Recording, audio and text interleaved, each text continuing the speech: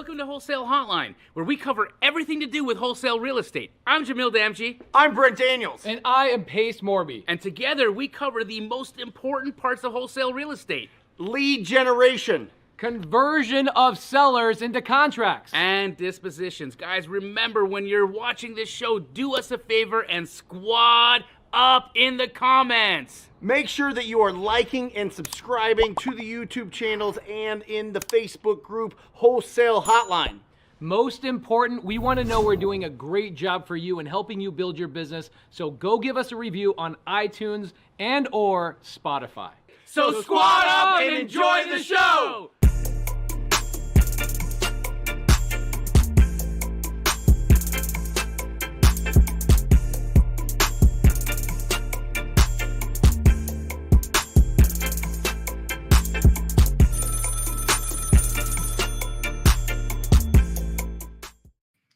Welcome to Wholesale Hotline number 120. And we are all in the same room together. I am Brent Daniels, Mr. TTP. My name is Jamil Damji, Mr. Astro Flipping and Keegley. And I'm Pace Morby. I'm feeling nuts today. So nuts. Me too, Pace. As a matter of fact, You guys, we got a balls to the wall show for you today. this is going to be the nutcracker today. Nutcracker of all shows. We're going to swell up with so much value. You won't even know. There's not going to be much room for a lot of fun here. Yeah. It's going to be all intensity. So get your tighty whities off because we're going to need all the space we got. Strap in, boys, because it's going to be a tight one. Yeah, that's them making fun of my vasectomy. All right, there it is. Let's just get it out there. Okay, guys. Brent had a vasectomy. Yep. And it didn't go well. It's my walking nightmare. Anyway, we're here. It's what also can you guys Hotline do 120. in the comments? Use the acronym TTP to talk about his vasectomy, please. What is balls to the walls with the boys? Balls to the walls with the boys. Thank you, Rylas. Yeah, I'm still here. I'm still standing. You know that's We got it. that's the type of attorney that I need in my life. When you have an attorney making jokes like that, That's it. He's the freaking best. That's it. I knew you guys couldn't keep it under wraps. Dude, it took me 4 Especially seconds. I didn't start. You started. I did not start. You sparked it before the show started. I was like, oh, perfect. Brittany, be very nice to your husband. Okay, just give him a lot of hugs and a lot of support. So It's tell me, wild. why do you get a vasectomy? Well, we're done having children. Is it just a phase of life? You know, Erin is an oncology nurse, and so that means she gives chemo to a lot of patients that have cancer, and a lot of older women that have been on birth control for a long time. That's one of the causes. So we had a conversation, and we made sure that it was supposed to be the easier route, but I have to, yeah. I thought he was going to say that Erin is an oncology nurse, and so she has a lot of conversations with people that are, at like stage 4 cancer. I think Jesse Taylor crushed it. And what did she say, or he say? What do we got? TTP. Terrible testicular pain. Oh my God. Yes. I love this, Jesse. This is good. Jesse. So anyway, yes. So yeah, to prevent All any kind of juice, potential cancer issues, get a vasectomy. I thought he was going to say that Erin surveyed a lot of these people with stage 4 cancer, and they all said they wish they didn't have that last kid. That's it. Yeah, that's it. That's the last one. Yeah. So Brent was just like, you know what? Snap. Yep. Oh, We're rooting for you, Thank bro. you. Thank you. Really sorry to hear about your bad time, but It's you know what? it's supposed to go Let away. me ask you this: Yeah. What is healing from a vasectomy as hard as getting your first deal? Listen, it's a lot easier getting your first deal. Right? It's a lot easier. So, guys, the reason I bring that up is Mhm. because if you still haven't taken the action to get your first contract, understand that this man is standing here. He's going to be standing for the next 90 minutes in pain to deliver you the value that you need to get out there and take the action required to get your first deal under contract.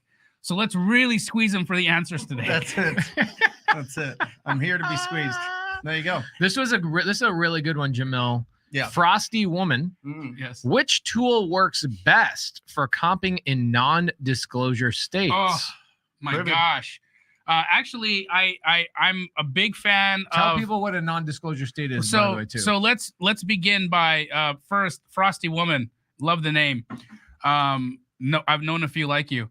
The key is that a non-disclosure state is where you don't have access to public data. So when you're trying to search how much a property is sold for, when you're running your comparables, you can't actually see what the data is because people aren't required to disclose, right? That's why it's called non-disclosure. Yep. So there's a couple of tools that I love to use. Of course, Batch Leads has been my tried and tested and true friend and partner for comping in non-disclosure states.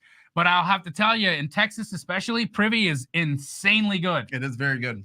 It's so good. You kept telling me, dude, you got to check out Privy. You got to check out Privy. You got to check out Privy. Talk to the owners. Yep. Got the whole thing. Got it set up.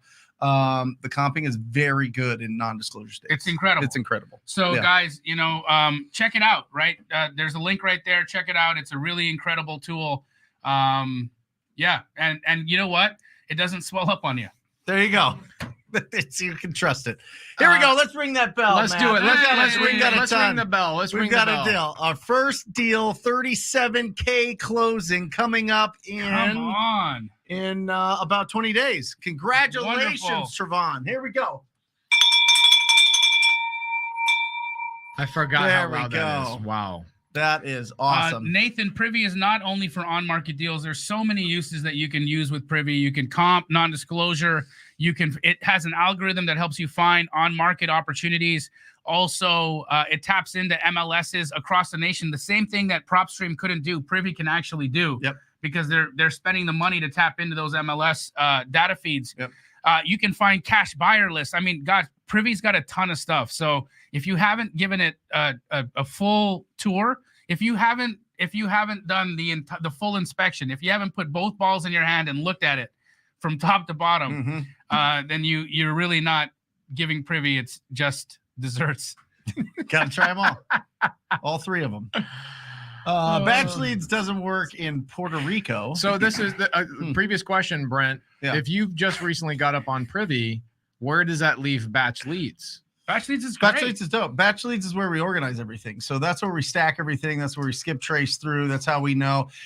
When we skip trace so much and we make so many calls that it's really important from a budget standpoint to not skip trace the same addresses over and over and over. So that's why we keep it in Batch Leads.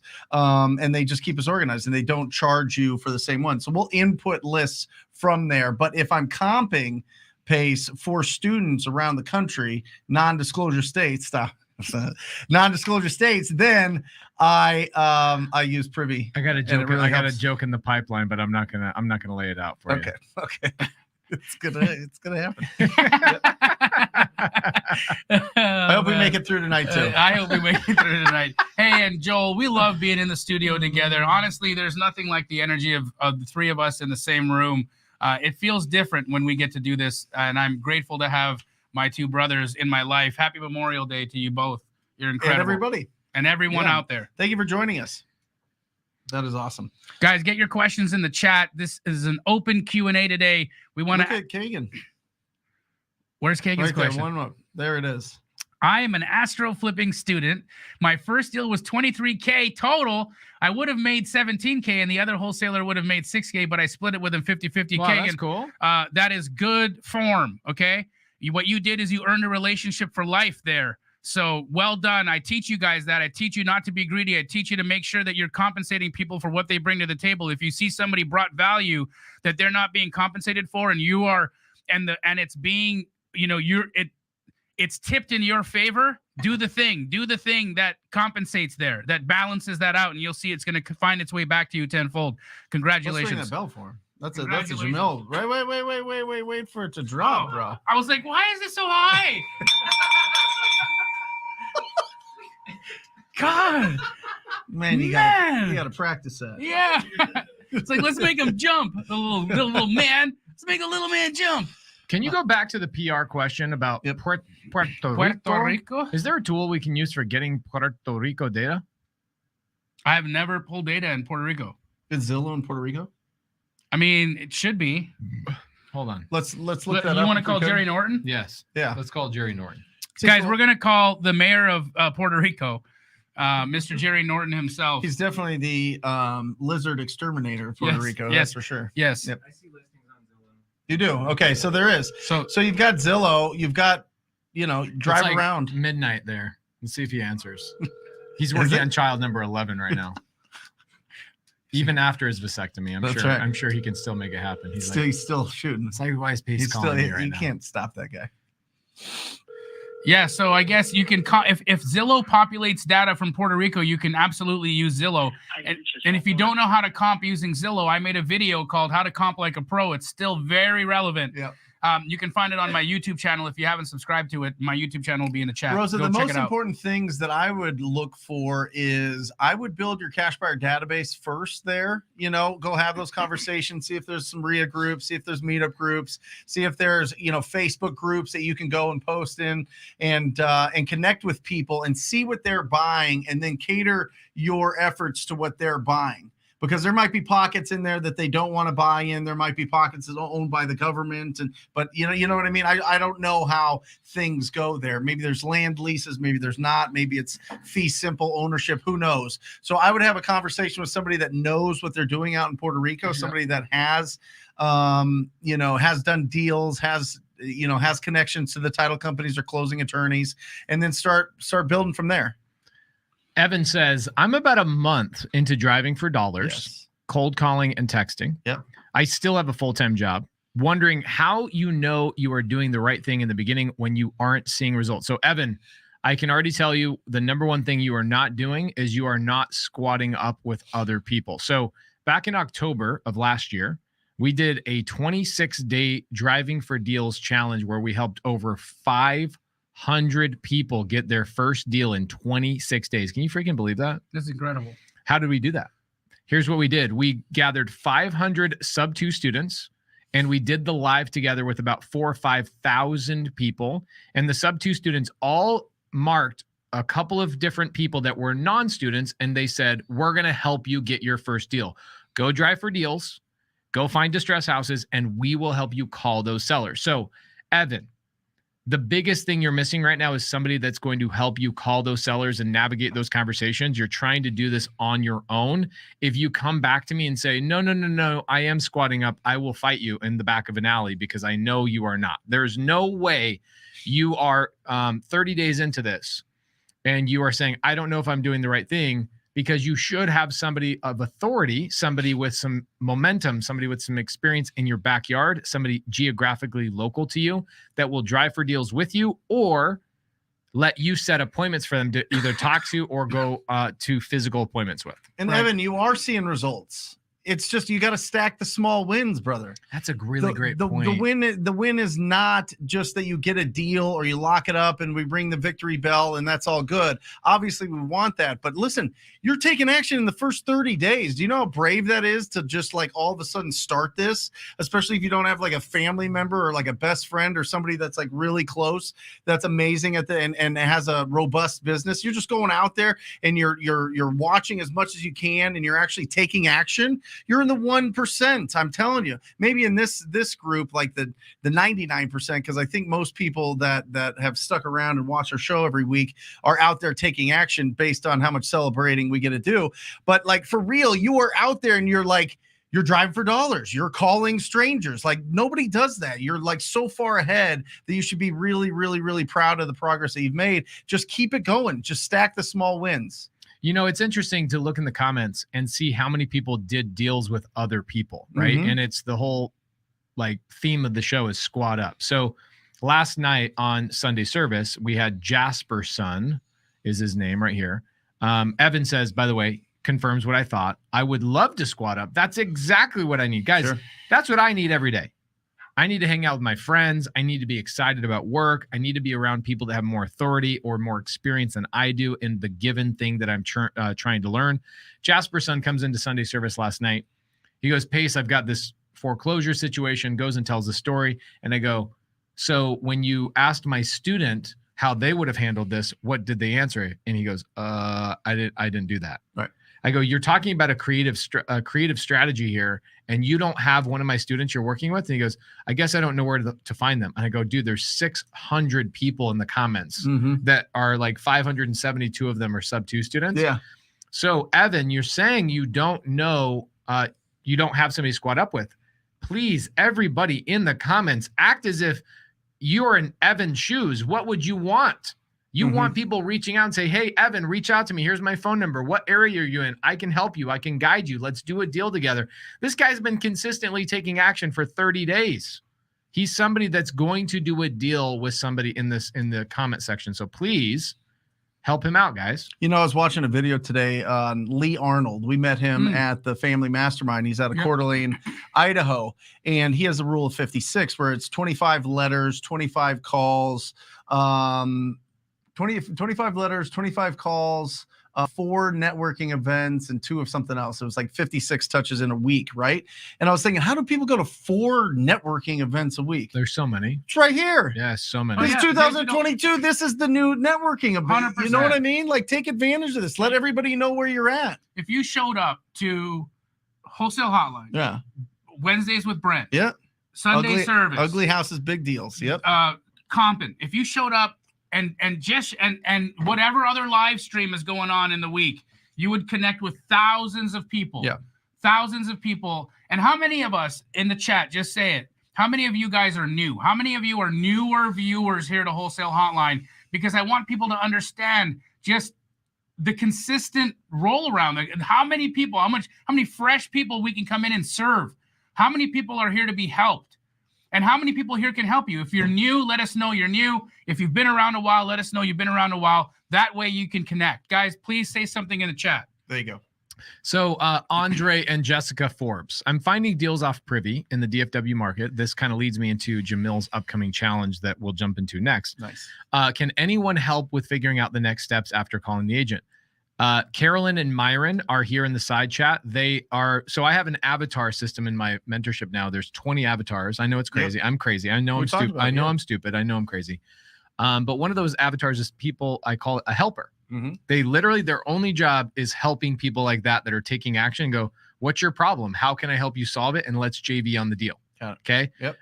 So Andre and Jessica, find Carolyn and Myron in the side chat. They are usually in Wholesale Hotline. Naomi, this is a really good story right here, joins my sub 2 mentorship and gets one of our students to help her get her first 2 deals. Awesome. We have a rule in sub 2. Step 1, before even watching the training, is make 25 friends in sub 2, 5 leaders, 20 other newer students like yourself. The next step is to name 2 other people on your vision board that you want to help them get a deal, because so many times other people are thinking, me. I want my first deal. It is a requirement for you to have 2 other students' names on your vision board to help them get a deal in your next 12 months, or at least put it out into the universe that they need to get their deal as well. So Naomi is a really good depiction of this, is that she joined the mentorship and Ty came and latched on her.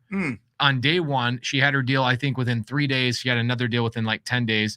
And that's what squatting up is all about, guys. That's it.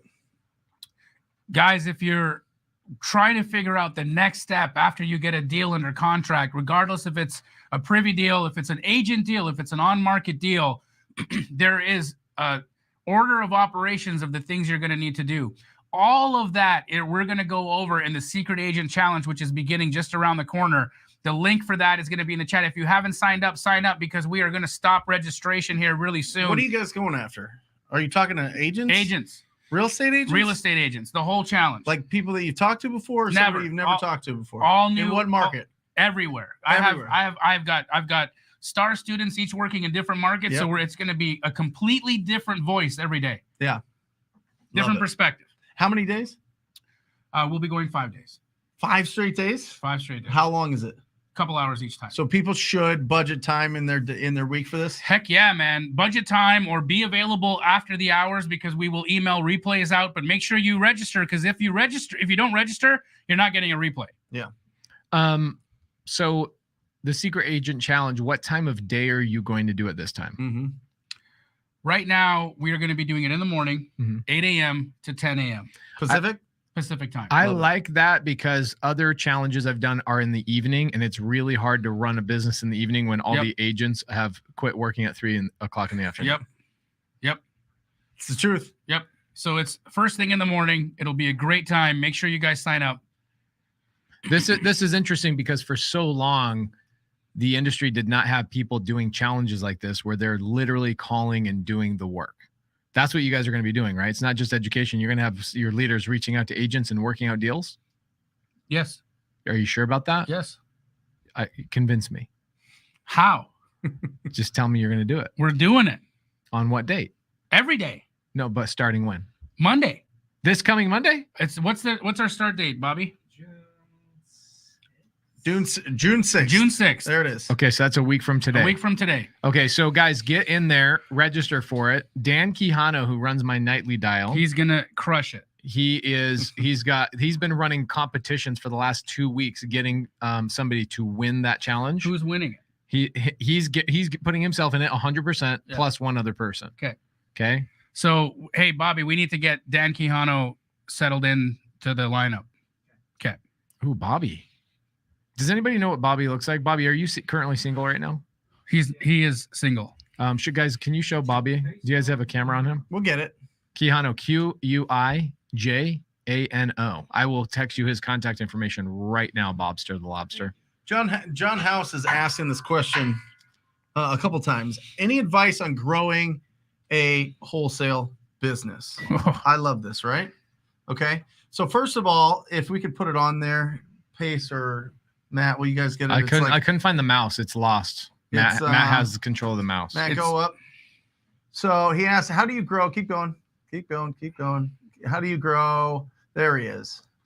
Right? Any advice on growing a wholesale business? Well, John, it depends on where you're at, right? It depends 100%. on how much. First of all, I love that you said growing a wholesale business, because the whole point of this show is not just to, hey, go out and do a deal. We don't want you to just do one deal. We want you to go and change your life, like financially. And to do that, you have to build a business. Now, whatever business you want to build is up to you, right? But I highly suggest your first 12 months, you focus on just finding ugly houses and getting big checks. All right. Now, Pace is gonna show you 70,000 different ways to do a deal with Jerry Jerry Norton just called. Oh, dang man. it. Let's call the Lizard King real fast, because I want to hear you go off on this, because this is a long answer. Yep. Hey, sir. Hey, brother, you got Brent Daniels and Jamil standing right next to me. What's Three of up? my favorite people. How you doing? Good. Are you out on your golf cart looking for lizards? No, we're in Montana now. Oh my gosh, you're up in Kalispell on my lake. Yep. I'm standing like 10 feet from the water. Amazing. Hey, we are on Wholesale Hotline. Everybody on this show absolutely loves Jerry Norton. That we had a question for you. Let's hear it. We get a lot of people to ask this question about Puerto Rico data. Where is the best place to pull data from Puerto Rico? Apparently, it's really hard to get comps in Puerto Rico. Yes. So they don't. That's the answer. Really? So the way Puerto Rico works is there's no MLS. They have like a Craigslist version of they call it Clasificados Online. So you can download the app. It's all in Spanish. It's very Craigslist, like 1990. They have a couple other websites. There's actually a big group that's working on an MLS type of thing. The problem is there's no real buyer's agent. So what that means is every buyer's agent has to negotiate their commission before showing the property. So then it's not really a thing. They don't really want to do that because that's a ton of work. So then listing agents are very territorial. So they only really show you their listings. They don't really collaborate or work together. And then the other problem is a lot of real estate is pocket listings off market. Interesting, man. It's like the wild west out there. It's the wild. So it's good. Here's the good news is if you're there, you can really learn a market, but it's very scroungy. Like it's roll up your sleeves. It's talk to people. But it's nearly impossible, if not impossible, to virtually do deals in Puerto Rico. Are you saying that talking to people actually works? Yeah. It's like I call it TTP. That's amazing. Yeah. I love that. Yeah, I love that. Have you heard of it? Jerry, while we're on the subject of TTP, how long does it take to heal from a vasectomy? From a vasectomy? Yes. Oh, I'm an expert on that. Are you sure you had a child? You had a child after your vasectomy. Are you sure you're an expert? Now I'm an expert from experience. From what not to do. He'll heal for 18 years. Just playing with you, bro. Brent just had a vasectomy and it got he's very much in pain right now. How long ago, Brent? 10 days ago. Oh, okay. You're okay still. So there's a thing called post vasectomy. What's it called? Trauma. Pain syndrome. Post vasectomy pain syndrome. Yeah, post vasectomy pain syndrome. Yep. Or sore nut syndrome. Yep. I thought it was called third nut syndrome. Mm-hmm. No, but it's a thing, and it happens to like 30% of men. And yeah, it's bad. So I hope you don't. I had that. So for 6 months, I was in agony. I had to wear a jock strap 2 sizes too small. Are you serious? Are you still wearing it right now? No. Jerry's not helping. You're not helping, Jerry. Yeah, for fun, but not because I need to. Jerry, we love you, dude. Jerry, we got to get you back on the show sometime soon, brother. We'll text you. Anytime. Love you, brother. Thank you. I got to adjust some summer See ya. trips. Oh my gosh. That's so good, dude. That's so good. Oh my gosh. Thank you, Jerry. Jerry. He wore a jock strap 2 sizes too small. Yep. For support. You want to go shopping after? Anyway, here we go. So, any advice on growing a wholesale business? Let's get back to the back to the subject. Let's edit that out of the podcast. By the way, if you're not listening to the podcast, make sure you check out the podcast everywhere: iTunes, Spotify, Wholesale Hotline. It is going bananas. But growing a wholesale business, I'm real interested. When you started out, you were the one lead generating, right? Yes. Did you hire Dispo first, or did you hire more lead generation first? So, funny, I brought Dispo in a JV first before I started anything, right? So the thing that I want to say is the key to growing a successful wholesale business is starting with the end in mind. Okay? Literally map out what this thing looks like before you go. Yeah. What do you mean by that? So for me, before I started Keegley, I had a number in mind. I knew how big of a company I wanted to grow. I knew exactly that my process of wanting to build it, grow it, sell it. Right. Yep. Right. And so because I had all that walking in, I knew what infrastructure and what pieces I was going to need in order to create that institution. Right. If you are trying to build a big wholesale business, which I look, I don't recommend it because it's a lot. You'd have to be nuts to do that, dude. Mm-hmm. It's a lot. But if you're trying to just build a very profitable, lean wholesale business, then get real granular about what that looks like, right? Real granular, like that big, like real granular, like the size of a nut, like a size of a nut, get some nuts are bigger than others, and really understand like how many people do I have here? What kind of revenue am I generating? How many deals am I doing? How many markets am I in? Once you figure that out, you start working backwards. You're going to know what's my talent. Okay, you take an inventory of all the talents you have. Then you say, what are my deficiencies? And you take an inventory of all the deficiencies you have. Then you start saying, what deficiencies do I need to hire out now? And what deficiencies could I bring in as JVs or as loose partnerships? And that's how I brought dispositions into my business. Right. And once I brought dispositions into my business, we realized, okay, here, this now becomes a whole. Let's create the infrastructure around it to grow the business. Got it. Okay, so about this, I think this is a great topic to maybe give some breath to. Are any one of our businesses identically the same? No. Nope. Positions, where we get our leads from, Nope. disposition process, any of that? Nope. So this is a really good point. When I came into the business, the people that I saw that I thought that I had to emulate was actually Carlos and Sal. Okay, and I love Carlos and Sal. Yeah. And I love those guys. But at one point, they had like 50 people on their team. I know. And I thought that was the way. I was like, well, I guess that's what I got to do. I got to follow the leader, right? I got to follow the leader. And then, you meet other people in the industry and you go, oh my gosh, like there's not one person in any mastermind I'm in wholesale that has anything identical to each other. Everybody has a unique business. So what Jamil is talking about is take an inventory of your skill set. So specifically for me, what did I need? I just needed leads to get in front of sellers. Mm-hmm. And what did I not want to do was disposition. I never wanted to do disposition because it's not where my talents lie. My talents lie in negotiating with sellers and being in homes, being on the phone, talking to people. Yep. Okay. It's why the first mentorship I ever joined was TTP. Okay. The gold standard. Okay. And so I then outsourced to you. Yep. And in fact, I still do. You and I are doing a deal together. We close on Monroe tomorrow. Just amazing, FYI. amazing. So I outsourced that, which allowed me to scale my wholesaling business. Why?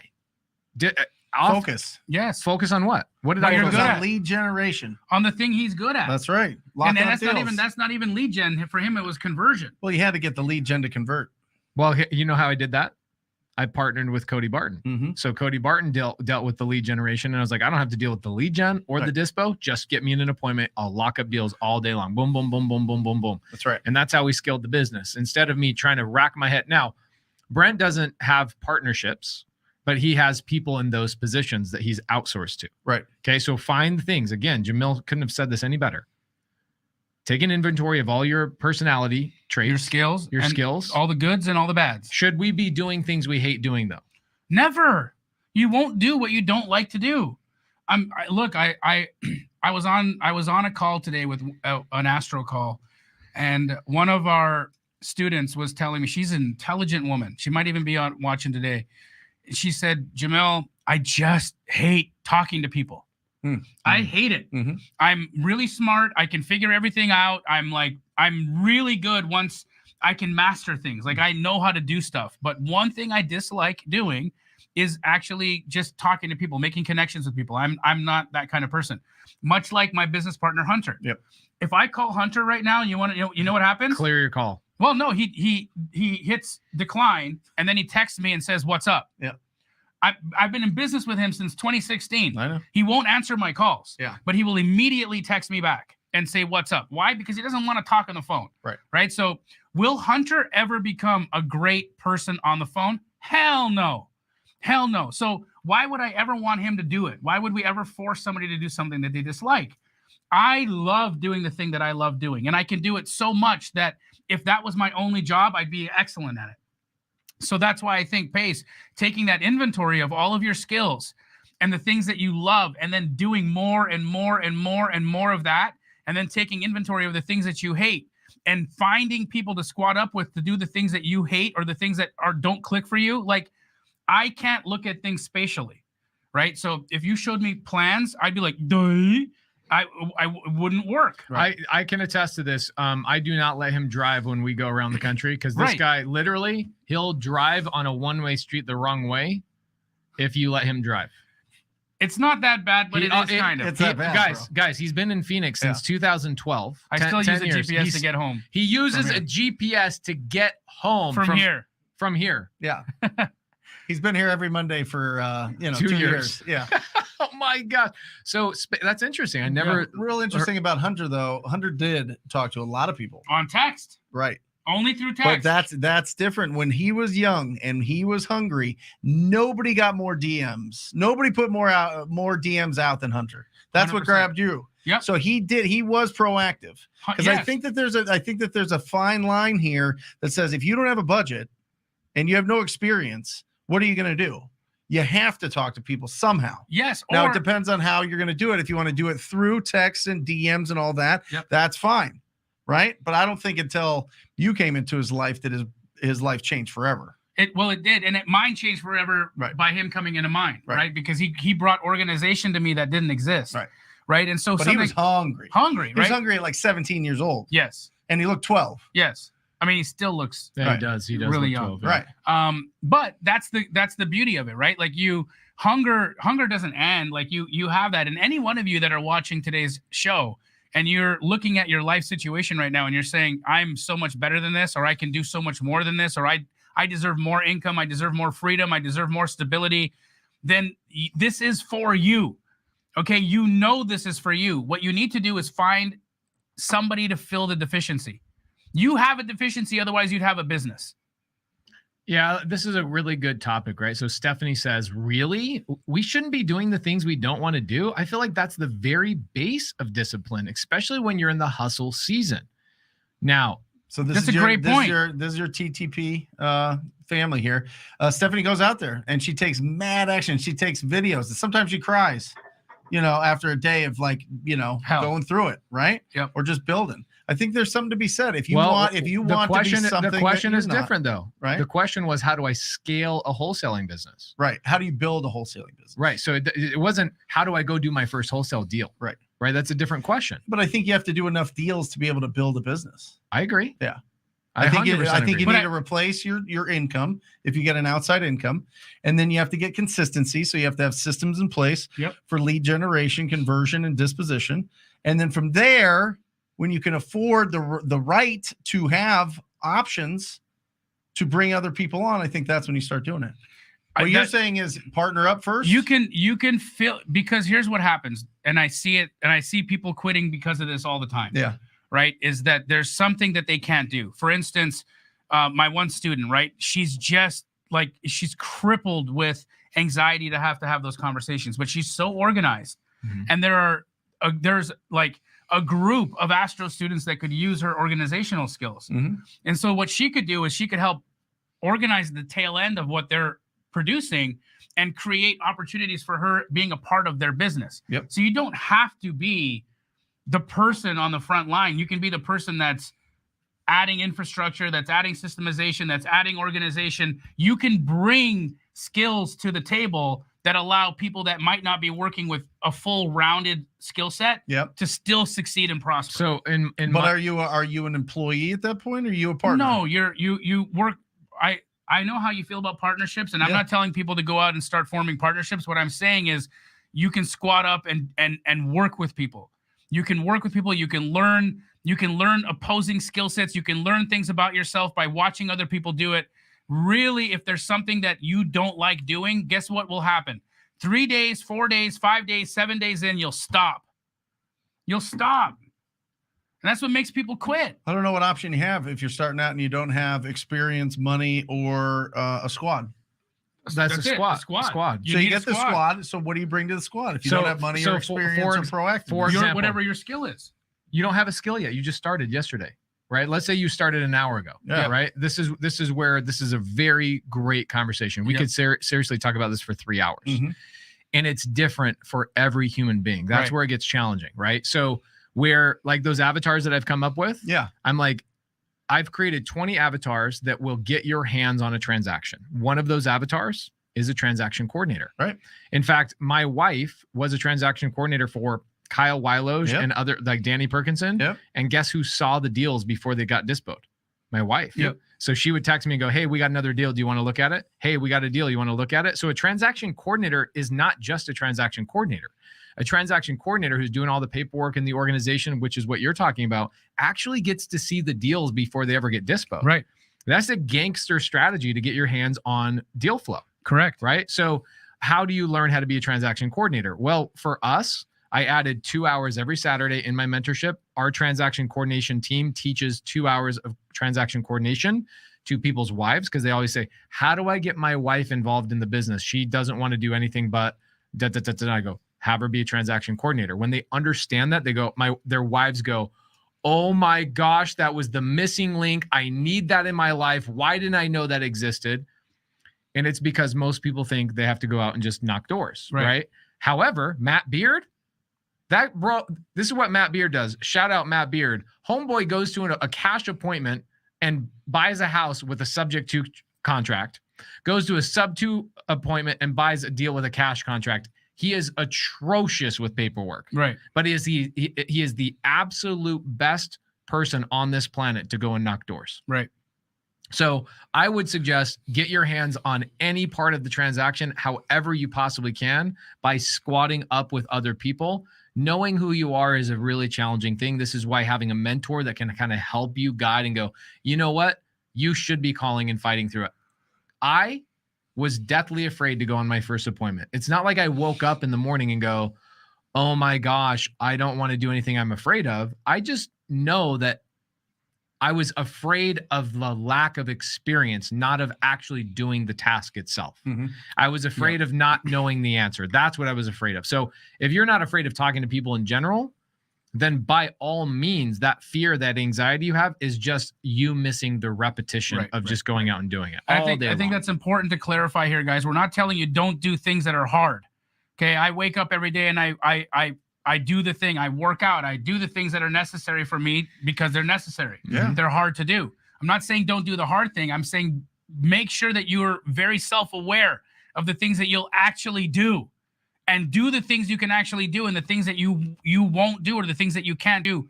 Squat up and have other people help you out to get it done. Brent, I want to hear what you have any rebuttal or like cherry to put on top of that?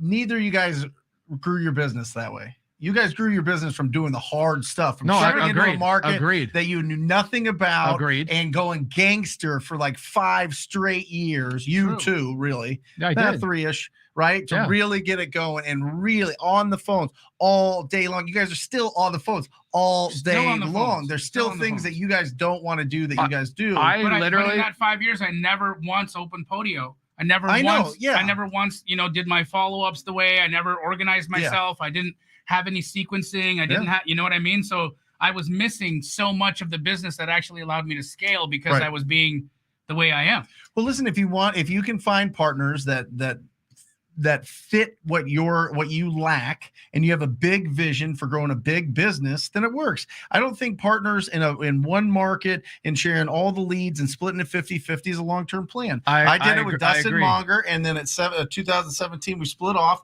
He now has a $2 million business. I have a $2 million business, and it's great. You know what I mean? I think you are so accurate on that. I think that there's a lot of people I see that do JV instead of partnerships. They do 6-month JV agreements to go. Our goal in the next 6 months is both of us split off and do our own thing. Right. But we're going to share resources for the time being. We're going to keep each other accountable. Those are smart things, because if 2 red-blooded Americans like you and I actually paired up, we at some point are going to go, hey, well, I want to go this way. And you're going to say, I want to go that way. Dustin Monger doesn't even work in the Valley. The dude is like ultra niche. He's like, what is he? He's in like up north, right? Sedona, Prescott Flag. Really? I thought he was like even in the outskirts of those areas. It could be.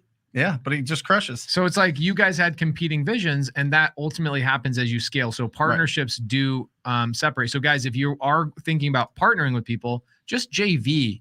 It's the smarter way to go. Unless you have that big vision. You have the big vision of building $100 million, $200 million, $300 million Keegley franchise. Like that was the end in mind. You're not going to do that yourself. You know what I mean? Not when you're out slaying deals and getting deals all the time and becoming the biggest wholesaler in town. I think the biggest in the country. There's a couple others that are there, but I don't count them. Here's what I like about you, Jamil, is you said, think about the end in mind and then reverse engineer. Okay. It took me multiple years to figure out what I really wanted, because I looked at somebody else and I thought that's what the idea of success is. Right. Carlos and Sal. Again, it's a good business model for them, having a big old team. I'm more like Brent Daniels. Well, you went hard wholesale, and then you got into assisted living. You got into all the creative, all the sub 2s, and then just started building. Now you have a team that does it all. Right. I mean, you're like the Swiss Army knife. I had to navigate and figure out, what did I want my team to look like? What did I want my day to look like? Did I want to be involved in my wholesale business? Did I want to be going on appointments for a long time? And I thought for like 2 years, there was pride and there was honoring going in appointments and going, well, I'm going to go on the appointment. I said this stuff out loud. And then I go, that's a limiting belief. I went from having 6 employees to now having 725 employees because I got rid of that limiting belief. Because I was looking at somebody else's formula for success. If I could have started all over, I would have followed your model a lot closer. Keeping a small, nimble team trying to generate between $130,000 to $200,000 a month in wholesale revenues, right? And stay there. And perfect that. I take $60K out every month for yourself. I haven't been on a seller appointment in 2 years. I don't know where they're at. I haven't stepped foot in them. I go when we do like videos for YouTube. You know what I mean? $60K a month passive income from this business, and I think we're just getting started. We're just are you trying to grow? Are you trying to grow it, or are you trying to branch out and do other businesses as well? No, I want to keep the business tight, and I want to add a relationship manager. I want to add somebody that's going to go out and build the referral database, because I think if you want a long-term real estate business that is market proof, it has to be built off of referrals. It just has to. Am I right? Yep. I mean, it just has to. I mean, that's how you keep the profits high, your team lean, and everybody moving in the same direction. Okay, so this is what I like about what you just said. And Jamil's very similar to this as well. So am I. But there was a sense of honor that I hear people talk about. Like, I had a $300,000 month and this, that, and the other. And I'm like, yeah, but you did that with you and one other person. And the second you go take a week off, your entire business implodes. And it takes you 3 months to rebuild that back up. I would rather take $30,000 a month home passive than I would have $100,000 one month and then have to wait 3 more months. Are you counting up all your deals you did? Yeah, I'm just showing him this. Like, even now, I haven't. What have I done? But this month we've got 66 deals at $18,316 per deal. Insane. Can we get a what's the somebody add calculation that on up in the comments, please? I can't. 66 times 18,000. It's incredible. This is it's incredible. Yeah, but how many years ago was it you texting everybody? 1. So today. Let's say 1.2. So as of what's the date today? The 30th. So tomorrow will be our last. Tomorrow will be our last day. We'll do 1.2 million. Right. In assignment fees for the month. From what? From where we started? No. From how did you get those deals? Referrals. Every one of them is a referral. Not a dime spent in marketing on that. So, Brent, this is where you're going, where you're saying, I want to add a relationship manager and go out and build JV relationships with wholesalers and agents and probate attorneys, et cetera. Build my referral database so that it amplifies my business and I have long-term relationships in the market. When you start out in this business, it is all hustle. It is all either you're spending money on getting people to call you or you're going out there and you're calling them. You stepped into this market and you go to all the agents out there. Hey, I want your ugliest houses. I want your investment. I'll make it as smooth as possible. But all I ask is that you don't tell anybody my name because I only want to work with the best of the best and you're the best of the best. And that's the same conversation you had with probably 2,000 agents? More. 4,000 agents, right? Yep. While I'm at the exact same moment in time, I'm talking to 45,000 direct to seller type of things, right? And my business is doing 2 million. Your business is doing 1.2 a month. Right now, you have more operating costs and you have more overhead and you have some other things and you have partnerships in there. So it depends on how you want to run your business. But you have to get to the point where you're getting business coming in from referrals. And you have to, because you're going to be constantly having to go after the direct to seller all the time, which I think is a really, really strong and powerful way to get bigger deals. To be honest, like our deals are 51,000, so we don't do a tremendous amount of deals, but they're big when they come in, and then mix it in with referrals. And I think that you've got a perfect business. The number one reason why. Okay, and I'm excluding Jamil because he's the outlier here. The number one reason why I love direct to seller is because of the control and the reliability that I can scale a business instead of me, because we do a lot of we have a lot of relationship with wholesalers. Jamil, honest answer, besides me and maybe 15 other wholesalers, how long do wholesalers stick around before they go, I'm just going to go do my own dispo? Is it probably 5 to 10 deals that they do with you and then they go do their own dispo? Depends.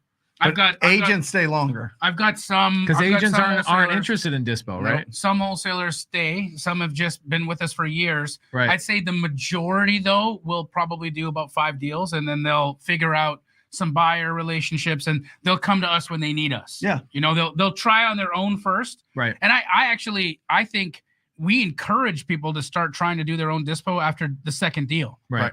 But if they haven't got there yet, they're still building up, they'll stick with us for 5. So for me, what I loved about direct to seller as my main business model is that I can rely on it, the KPIs, right? Like I know if I put this many dollars in, I'm going to get this many deals out.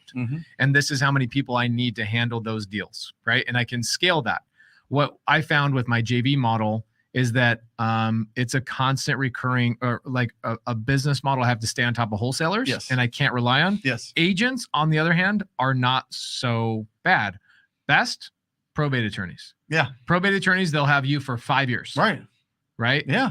So it should be all of it. It should be all It could of be It everybody. should be all of it. It If could you be have the a guy that relationship manager, does your dry cleaning. It could be the person that you go and chops meat at the grocery store. If they know anybody is looking for help selling an ugly house, they should know that you're the person doing that. That's why I wear the same damn shirt every day. You know what I mean? Everybody knows what it means I thought it around was my a tattoo. town. And yeah, it's a full body tattoo. But I mean, like honestly, it's a magnet. It really is. I mean, people know what we do, and you start building up referrals, and those are free deals.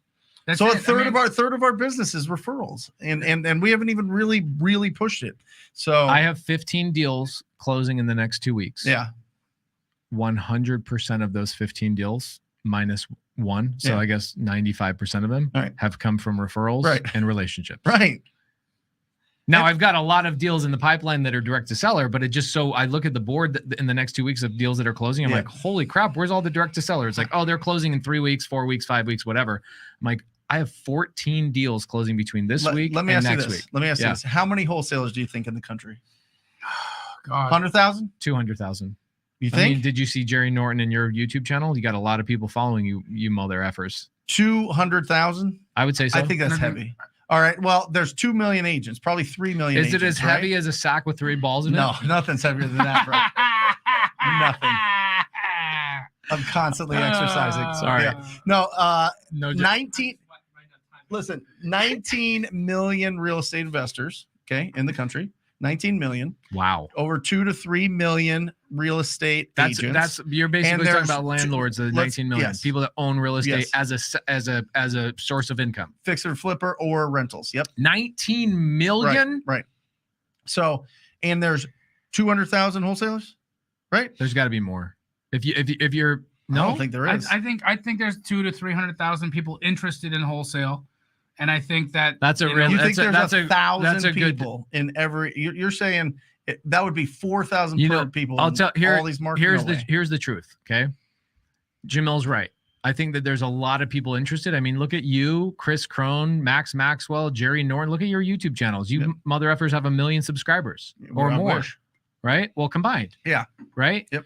Ryan Pineda, all these people. You got a lot of subscribers. You have a lot of people interested in the business model, but that doesn't mean they're taking action. So Right. I would say you probably have a good 1,000 people on average per state that are Yeah. actively. So that's 50,000. 50,000 There you go.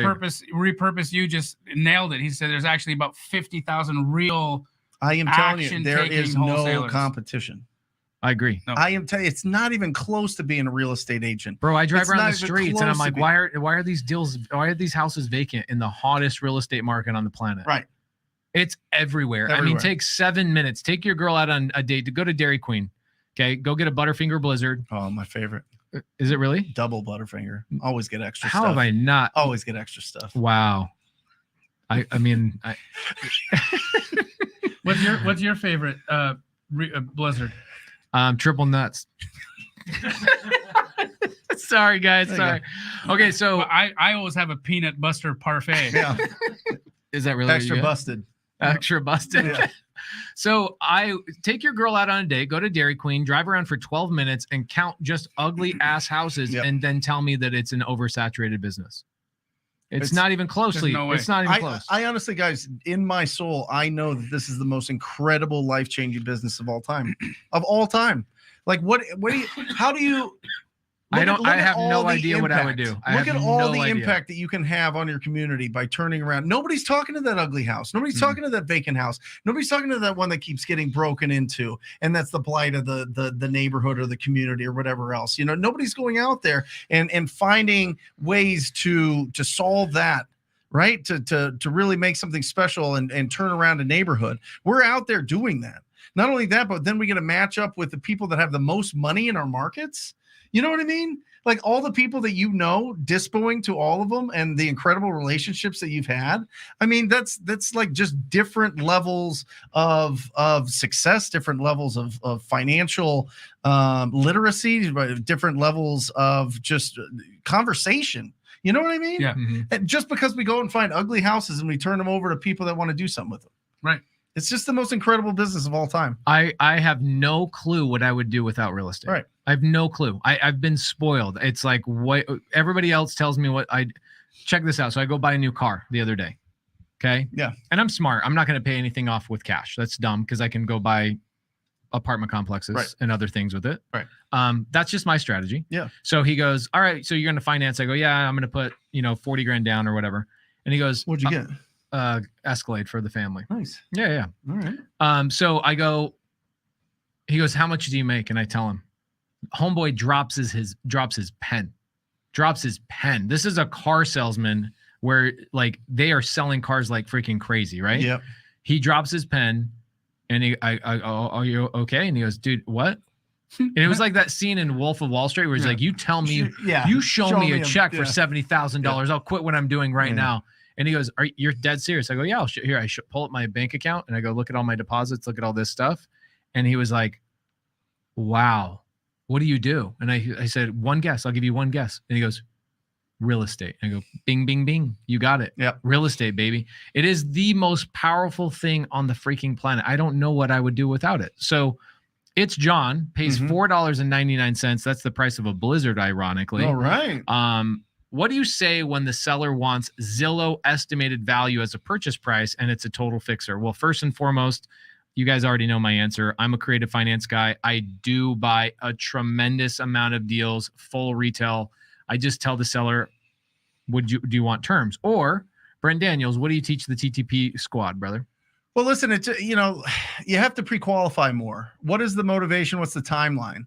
You know what I mean? Why does he want to sell? Is this somebody that wants to trade in this house and be done for speed and convenience? Or is this somebody that price is the most important thing and they have the timeline to be able to try to get the best price possible? In that sense, in every conversation you have to put them in the best position to win. If it's better for them to list it on the market to try to get more, tell them to list it on the market and refer it to your agent. You know what I mean? Stop trying to convince people of doing something. We are deal finders, not deal creators. So when we're going out there, we need to pull them into our world. They don't determine the price. The person that has a ready, willing, and able buyer, that is the only person that determines value on anything, on this pen, on these cameras, on anything, right? On property. That's one of my favorite things you've ever said. It's the truth. The only person that determines the purchase price of a property is the buyer, not the seller, not you, not Zillow, not Savvy. What's it called? Privy. Not any of that. Nothing. Not appraisals, not banks. No agents. Nobody. No brokers. Nope. Nobody. But the buyer determines the value of the purchase of the house. That's right. And so if you have a seller, and we're talking cash because I do create deals all the time in creative finance. We're not going to talk about that today on Wholesale Hotline. But if you have a seller that wants full retail value, does that mean that they have pain? It could. You have to dig. Listen, they're going to throw out that because they looked it up online. They don't understand.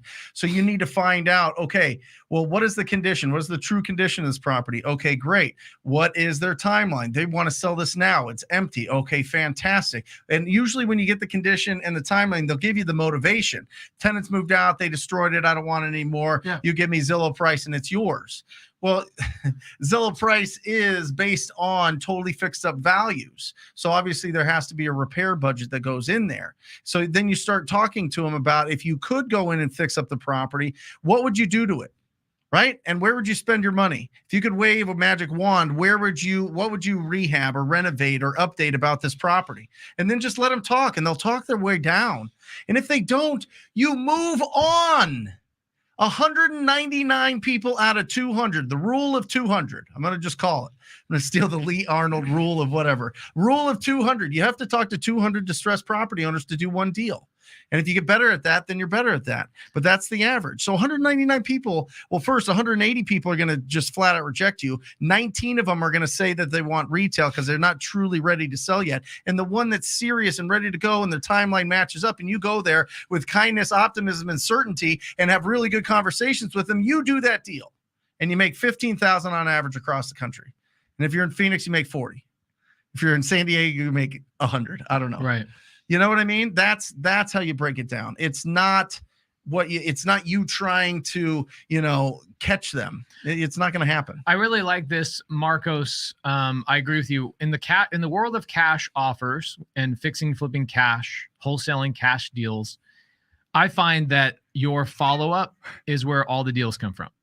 Okay. Let's see. What'd you say? Oh, you're talking about Ill Mind. Yeah. That's ironic. His name is Ill Mind. Right. So, it is the deal. So for us, 70% of our deals come from 13 follow-ups or more. Yeah. We have a rule that if the property's rough, we go to the house no matter what.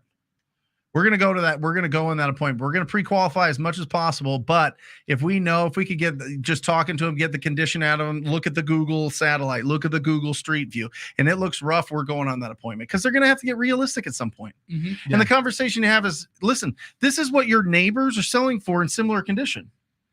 And we're at the height of the market. Yeah. Do you want to take advantage of the height of the market or not? If you just want to wait, I totally understand. If you want to put it on the market, I totally understand. But if you want this done as smooth and easy as possible, here is the number that makes sense to us. And guys, we're heading into a shift in conversation and into a shift in mindset. Time. Like, guys, please don't live in a month ago. The conversations we were having with realtors are different a month ago.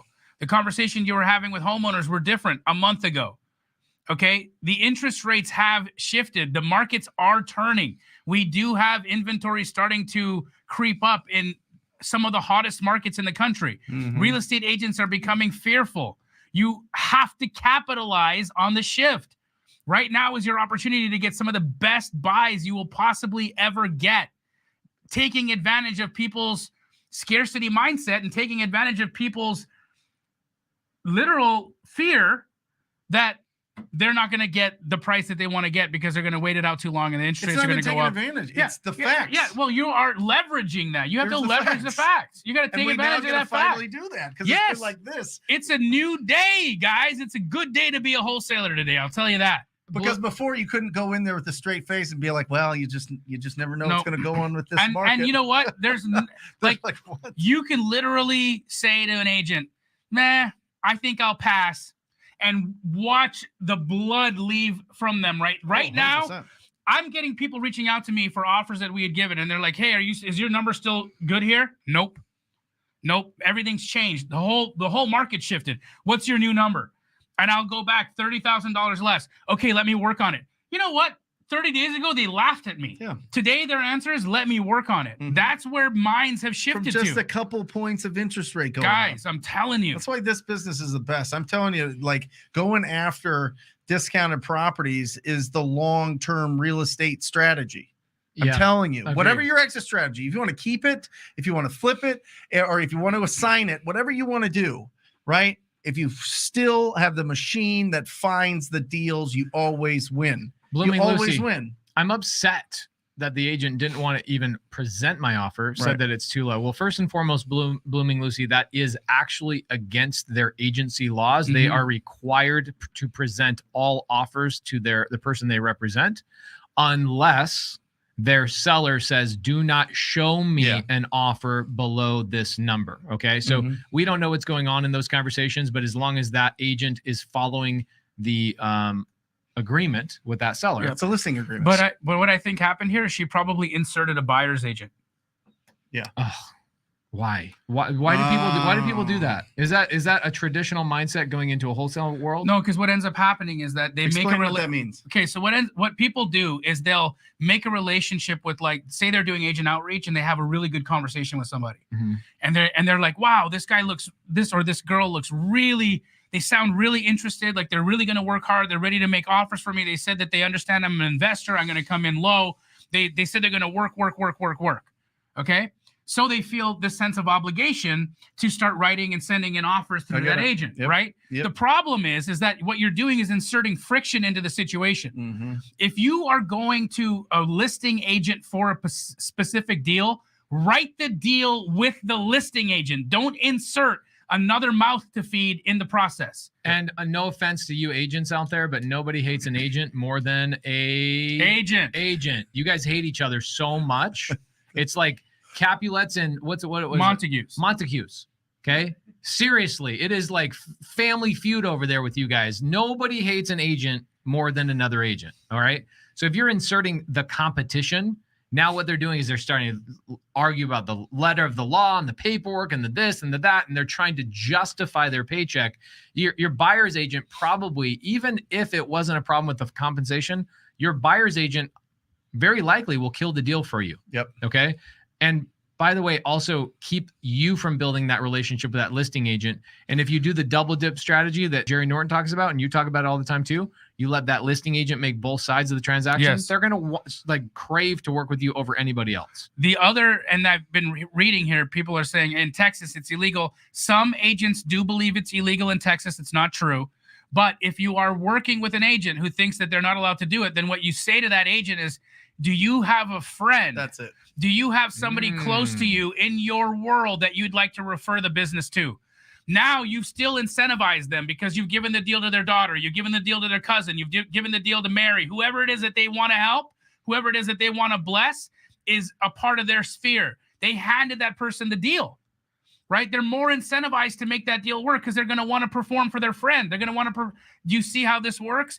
So if they say no to dual agency, fine. Ask them who they can bring to the table to represent you and watch things change. Jamil, I just want to give you kudos. All these years and years and years of sacrifice and effort to come up with a very quick answer to somebody else's question. This is how you know a badass real estate investor is that they don't have to tell you the whole story. You just know the whole story. For sure. And Blooming Lucy came back and confirmed. She says, I didn't sign any contracts with a buyer's agent, which means she did insert a buyer's agent. He called it. Okay. Yep. Guys, that's how you know. That's how you see a gangster right here. He has Thug Life tatted on his arm, Left arm. I was gonna say your third nut, but that wasn't Brent. So No. No laughs. No. I'm trying to think. I was trying to think of a name for it, but it was just going to be. It was going to be super lowbrow. I'm sorry, guys. Yeah. I'm sorry. Here we go. Best practices when wholesaling properties with liens, code violations, open permits, seller remedies, or buyer assumes. This is a great question, Brent or Jamil. Yeah, the buyer will assume it. Yeah, of course. Now, looking at this, liens that they should be discharged. That's going to get discharged with a payoff. Yep. A code violation should also get discharged once you pay it or do a correction or take it subject to the violation, and the buyer can assume the correction. Yep. Same with an open permit. So yes, the buyer will assume it. The liens is where it's going to get tricky. It's going to be very rare that a buyer is going to want to assume a lien, especially if it's a high amount that's going to change their mathematics for their deal. So everything else, though, I've seen buyers take subject to all the time. Yeah, I've got a deal in Texas right now, in Arlington, Texas. By the way, a couple people in here are thinking we got 105 people. Guys, we have 650 people watching this live right now between multiple YouTube channels. All right, 650 people live. So shout out to you guys for showing up on a freaking stupid Tug Life. I like that. That's good. So dumb. Okay, so I've got a property in Arlington, Texas right now. It's got a state tax lien. It's got a judgment. It's got a personal friend who liened the property for a personal loan. And I'm taking all of those things subject to, including the underlying. You've been to the house. It's that big ass house that you did a Bigger Pockets episode in front of in the street. Oh, in Texas? Yeah, that Arlington house is great. Has four. I'm taking over 4 liens and it still cash flows. And I'm structuring with the liens a long-term payout from my cash flow from my Airbnb will pay those liens down for me. So that's how you do in a creative finance strategy. In a cash strategy, the cash buyer just pays it off at closing. Is that correct? Yes, or they take it subject to those things. Give me that Desiree Gonzalez one. That's a great one for Jamil. Ooh. Top 3 questions that I ask an agent. So first and foremost, I want to ask them, do you come across any any houses that are in need of renovation, are in original condition, or in distress situations? Please contact me so that I can be the buyer for that. Second, have they worked with investors in the past? Are they actively investors themselves? I want to get an understanding of how much experience they have in the world of investing. And then lastly, do they work with any fix and flippers? So are they representing anybody that's doing an exit on these types of properties? Which you'll find out. A lot of agents can bring you opportunities, but they can also help sell some of your opportunities as well. We do a lot of dispo through realtors. So I want to know, are you going to be heavy for me on the AC side? Are you going to be heavy for me on the dispo side? Or are you going to be heavy for me on both? Yep. And do you have an opportunity?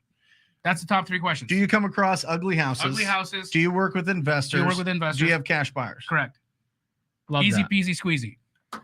Donald, what's your minimum profit margin to make an Airbnb worth doing? Now, I didn't know this answer until I did about 20. I had about 25 in my portfolio. My average net on every Airbnb right now, net. That's after every expense. You get some, I'm going to say after every expense, and then somebody in the comments is going to say, but does that include this? Yes, it includes. He's everything. not talking gross. Gross is gross. He's talking Anybody nut. that Okay? talks gross is Not gross. He's talking nut. Net. Yeah. Okay? Yeah. We're talking nut. My net on my average Airbnb is $2,200 a month. That's great. So I'm just shooting for $2,000 plus is what I'm shooting for, because I know that's my average. So if I look at a deal and it cash flows $500, here's the question I have. Is it a 0% seller finance? I'll still do that deal. Is it a 7% subject to deal? I'm not going to do that deal, right? There's some underlying things underneath there, but my average Airbnb nets $2,200 a month.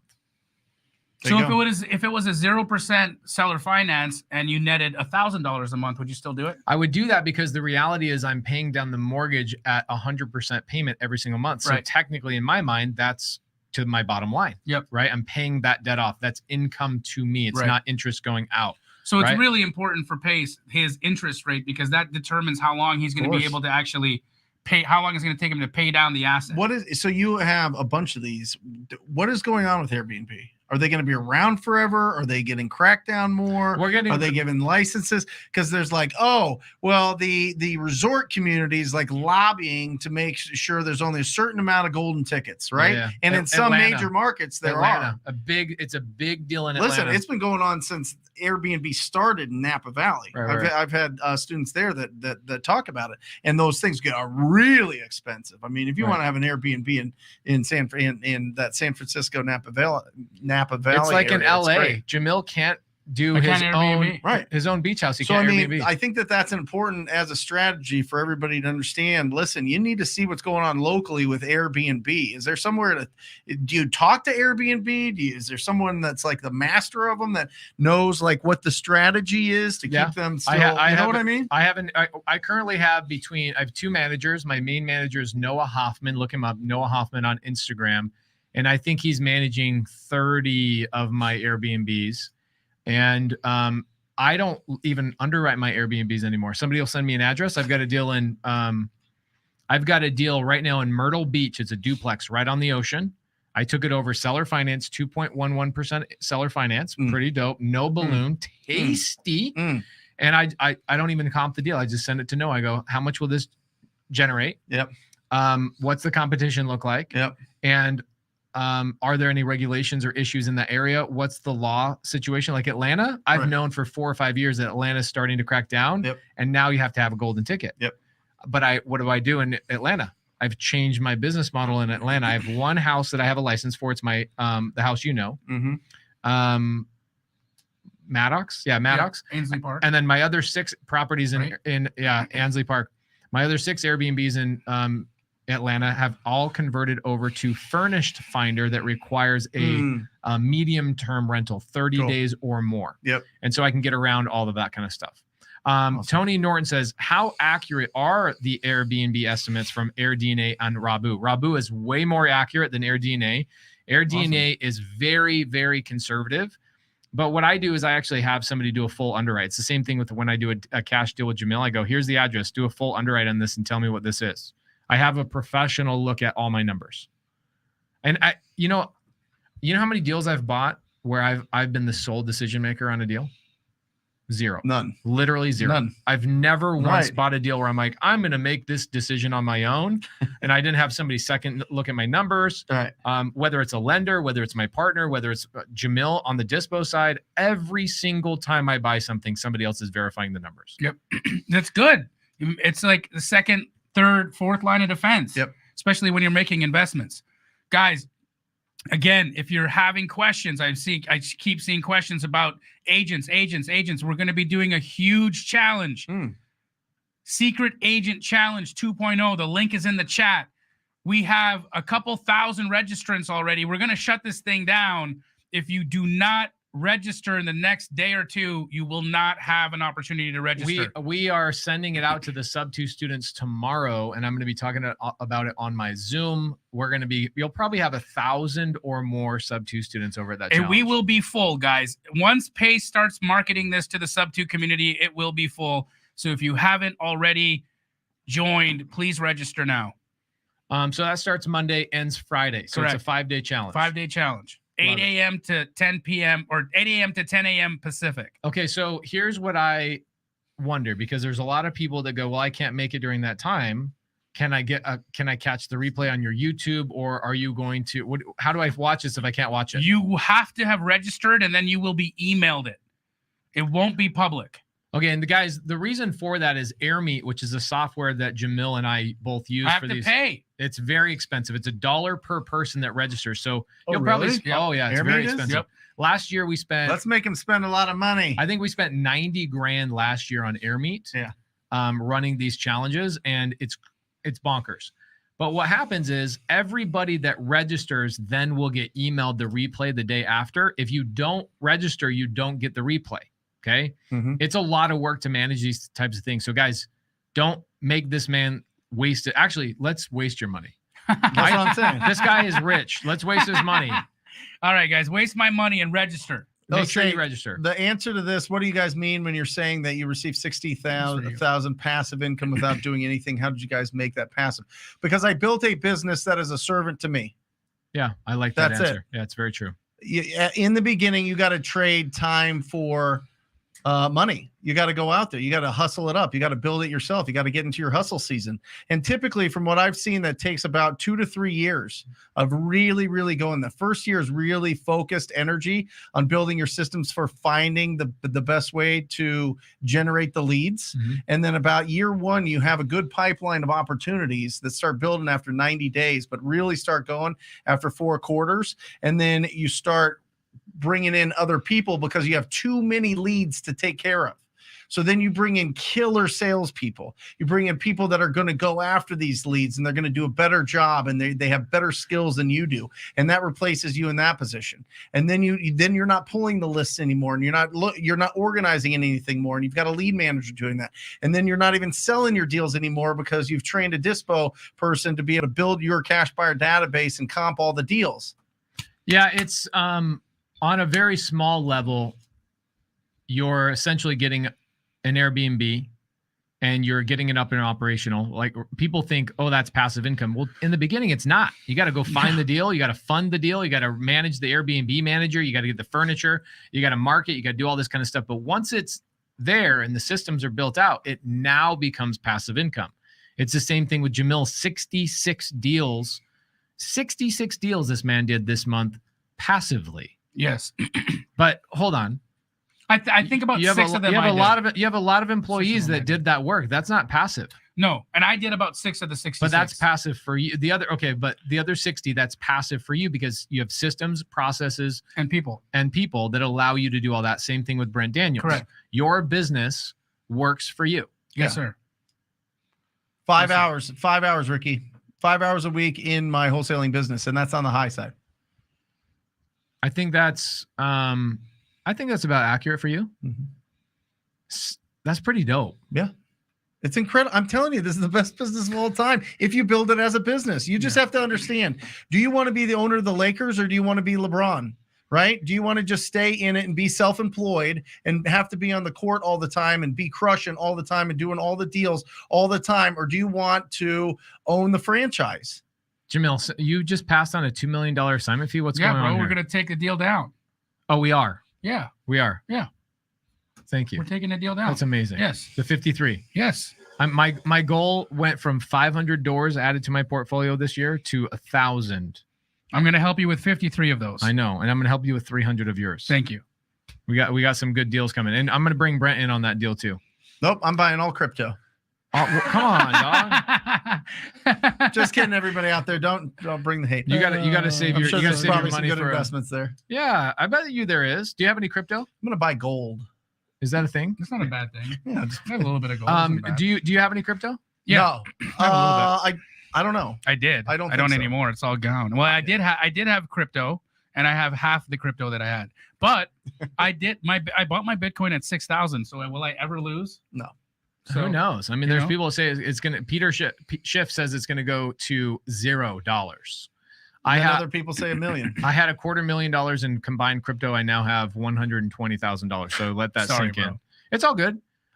It was a fun game. Yeah. Hopefully we'll come back. We did better in Vegas than you did in crypto. Yeah, we did actually. Yeah.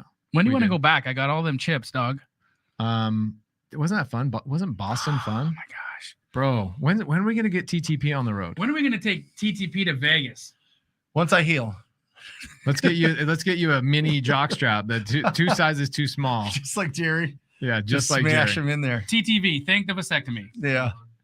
All right. So Noah Hoffman, guys, I've seen a bunch of people say, who's Noah Hoffman? Noah Hoffman, Airbnb King on IG. All right. Jamil Swayam Singla says, hey, Jamil, how do you, a wholesaler, outreach other than Facebook? And what do you say to them when you first reach out? Great question, Swayam. So wholesaler outreach is a great way to get your hands on some inventory. The best way that we found to connect with wholesalers are Facebook groups. It's a great place where people congregate, they communicate, they talk. There's TTP Facebook group. There's the Creative Financing Facebook group with Pace. There's Wholesale Hotline, Wholesaling Houses Elite, Superhuman Wholesalers, all these great Facebook groups. Yep. In addition to that, we find a tremendous volume of wholesalers on Instagram. So I would go to Instagram and I would start mining hashtags. I would look at wholesaler. I'd look at creative real estate. I'd look at real estate investor, hashtag REI, all these things. I would search those hashtags and then I would connect with wholesalers through Instagram. One place that people are sleeping on where you can find a tremendous volume of wholesalers is LinkedIn. Yep. There's a whole schwack of wholesalers on LinkedIn ready to do business. We do a tremendous volume of outreach That's to how LinkedIn. I found you. Yeah, we do a Through Josiah. tremendous volume of outreach on LinkedIn. That's a great place. Then you can Google We Buy Houses. I do, bro. I do this all the time. Yep. When people go, how do I find a deal to bird dog? Because my wife primarily bird dogs for us.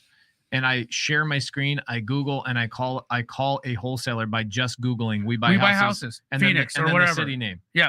So if you Googled We Buy Houses Phoenix, there will be about 5 or 6 pages of people who are paying money to get their website clicked on to buy homes. Yep. If they're buying homes and spending all that money on marketing, guess what they have?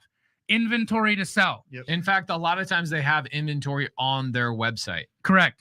The next place that I'm just going to give them all to you. The next place I go is I get into my car and I start driving around and I take a picture of all the bandit signs that are on every corner of every street. I take a picture of all of them and then I go home and I call them all because if they're buying houses on the corner, guess what they're doing? They're selling them to me. Okay. The next place where I'm going to find wholesalers is networking events, live networking events, whether it be digitally like here or personally at a RIA. I'm going to go shake hands with and connect with people at networking events. I think I just gave you enough game for you to make $1 million this year. I got 2 more. Yes. Title companies. Mm-hmm. Perfect. Okay. Yep. So when I first jumped into the game, that's what I did. I went to title companies. I said, who's doing wholesale deals? And a lot of the title companies say, we can't give our clients information away. And I go, no problem. Here's my information. Would you mind emailing your clients that are like your top 2 or 3 wholesalers that are constantly opening up escrows here? And that's how I started building relationships here locally. I had no idea that Privy was a thing or batch leads wasn't even invented. Right. Batch leads did not even exist at the time. So I did that. The second thing where I got a couple of my first deals is from a property management company. Yes, great. And private money lenders or hard money lenders. Okay, so property. How about the guys that bid at the auctions? There's a whole bunch of them guys, especially in Phoenix. I feel like we have like a whole syndicate of those guys. Go to the trustee, go to the foreclosure auctions, go to the tax sale auctions, go to all those auctions. I'm telling you, it's right there. Those people represent so many buyers. Andre Wright, I'm going to address this for everybody. Please take out your sticky notes. All right. Andre Wright says, Jamil, your challenge says it starts at 10 a.m. But I have a full-time job. What's the schedule going to be each day? So Andre, I'm going to give you a suggestion. make sure you register regardless so that you get the replay, my brother. And don't take off. I'm going to tell you guys, don't take off work. Please be smart. Don't take off work. Don't jeopardize yourself. Make sure you just register so you get to watch the replay every single day. And it's at 8 a.m. Okay. There's a time change. It's starting at 8 and it goes till 10 a.m. Pacific. Okay. I have a challenge coming up. I'm What is it? not going to start talking about it until next week after your challenge, but it's my 30-day challenge where I'm moving to Tacoma. Are you excited for that? I mean, you get to a point where you're making a lot of money and your life is very comfortable. Yep. And you start flying first class and you start living in a big house with, all the things. And you go, I'm going to go live in Tacoma, Washington for 30 days. But that's why you bought a big old juicy Escalade. Right. So, that's the thing is that Brent, you made a comment You're gonna live in earlier. the Escalade? No, we were thinking about taking the Airstream? the Airstream, but it's too small for 30 days. Yeah. In one location. So you made a comment earlier, which I really loved, and you said that you no longer call sellers unless it's for content. Yeah. I have a problem. My problem is I'm addicted to talking to sellers. I know you are. It truly is something that gives me joy. Yeah. And I love it. It is so fun for me. I don't know if it's because I'm good at it or if I just love to, yak my mouth, but I love doing it. And so I'm really looking forward to building Robin's business for her during those 30 days. We will be live streaming it for 30 days. I will overwhelm everybody. We will be live streaming basically 8 hours a day. You'll be seeing me eat lunch, breakfast, breaking everything down, going out in the field, actually running the business. You'll see, it'll be like an open office. Yep. I won't be talking about it and giving the link away until after Jamil's challenge, because I want people to focus on that. That starts on August 1st to September 1st for Awesome. one full month. Whoa, bro. I know. It's going to be insane. Insane. I'm going to come visit. I know. We got it. We're finding a place where we'll have like a little guest house. So you can stay. Amazing.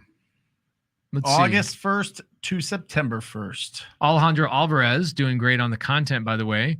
Would you guys ever do real estate outside the country, and what are the challenges? My quick answer is absolutely not. I will not do real estate outside of the country. The reality is I can't handle all the opportunities that are happening inside the country. So this is a common question, Alejandro. You get people like, hey, we got great opportunities in Brazil. Great. I got great opportunities in Arizona that I can't handle all the deals that are currently coming to me.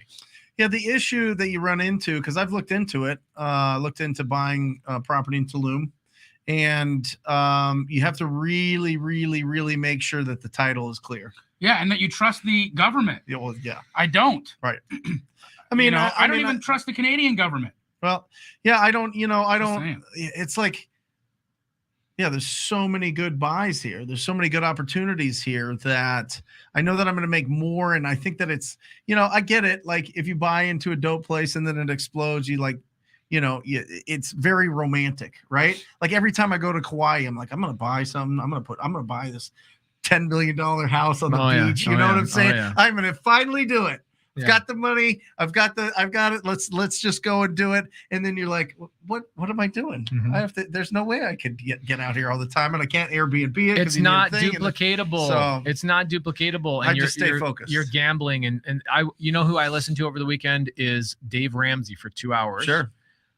Gives really great advice, also gives horrible advice for our demographic. Right. Yes. Right. For other demographics, Dave Ramsey is absolutely what people should be listening to. People that live in fear. Scaredy weirdies. Wait, did I say that out loud? Chicken Littles. People that really want to retire with $1 million or $2 million. Dave Ramsey. He speaks really well to employees. There you go. And we don't have employees here. People in our world want to be entrepreneurs, right? They're aspiring entrepreneurs, so they get it. So I'm listening to him, and his advice was really good. You've got to have duplicatable efforts, things that you can do over and over and over again. And if you're going out and trying to invest in romantic real estate, that's really hard to automate that. Yeah. You can't automate that. It's really hard. Yep. And by the way, every other country in the whole entire world wants to invest in us. So why would we invest outside of the country? Yeah, I don't know. We the shit. I mean, you could go on Airbnb and stay in like the nicest places around the world. Right. You know what I mean? Why would you have to buy them? And then it becomes a whole hassle. Right. Yeah. anyway. I think the challenge is Alejandro Alvarez is now, he's doing a great job on his content on his Instagram. So guys, go follow Alejandro Alvarez. He's doing what Brent has been telling everybody. Get loud. Get loud. Mhm. And what happens is you start getting people DMing you and going, hey, I've got an opportunity here. I've got an opportunity here. I got a deal in Mexico. And you're like, maybe I should look at that. No, do not. Do not. All right. Oh, okay. Here we go. Just curious. How much was your first assignment fee? Mine was $25,000. Everybody knows the story here. Finding the bunnies story was $25,000. Jamil, yours was $47,500. 47,000 and change. Walking my dog. 47,000. Walking his dog. Rest in David peace, Steed. Mash. David Steed, the attorney, helped you do a skip transfer in Canada. You invented wholesale, dog. In Canada, I did. Were you wearing cargo shorts that went almost down to your ankles? Yes, those are called Canadian pants. Yeah, cants. Mhm. Hot. It's so hot. Mine was around 5,500. 5,500. 3% of 170. So whatever that is. It was the fuse. Here's the thing that Brent's was. Brent's was the fuse to the dynamite that is TTP community. That $5,500 might as well be $55 billion. Bazillion. Yep. Gazillion. Yeah, I mean, it's proof of concept. Guys, faith to fact. You got to cross that bridge from faith to fact, guys, as fast as possible. I don't know about you, but I'm nuts about this episode. I am nuts about it. I've got so much nuts.